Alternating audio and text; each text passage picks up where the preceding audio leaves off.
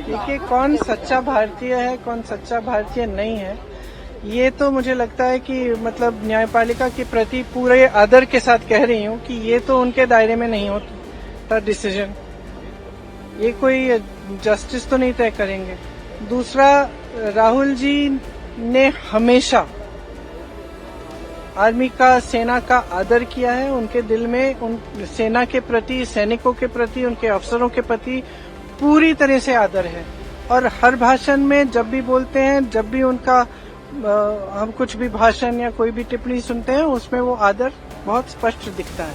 चर्चा कर रहे हैं तो कल सुप्रीम कोर्ट ने ऑब्जर्वेशन दे दी, उसकी चर्चा एनडीए की बैठक के अंदर होती है और ये कहा जाता है कि देखिए इससे बड़ी बात क्या हो सकती है कि एक नेता के लिए सुप्रीम कोर्ट इस तरीके की। देखिए, कौन सच्चा भारतीय है, कौन सच्चा भारतीय नहीं है, ये तो मुझे लगता है कि मतलब न्यायपालिका के प्रति पूरे आदर के साथ कह रही हूँ कि ये तो उनके दायरे में नहीं होता डिसीजन।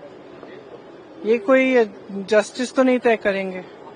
दूसरा, राहुल जी ने हमेशा आर्मी का, सेना का आदर किया है। उनके दिल में उन सेना के प्रति, सैनिकों के प्रति, उनके अफसरों के प्रति पूरी तरह से आदर है।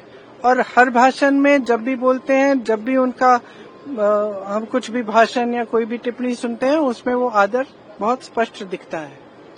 जो लीडर ऑफ ऑपोजिशन होते हैं, जो नेता प्रतिपक्ष हैं, उनका जो कर्तव्य है वो ये है कि सरकार से सवाल पूछना।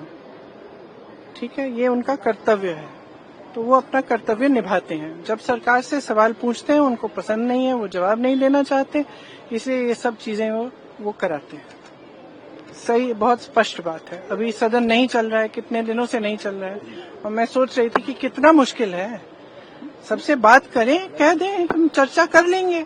कितना मुश्किल है सदन को चलाना। क्या इतने दुर्बल हो गए कि इनसे सदन ही नहीं चल रहा है अब, कि रोज हमको ये करना पड़ रहा है क्योंकि एक बात पे चर्चा नहीं करना चाहते। क्यों नहीं कर सकते चर्चा?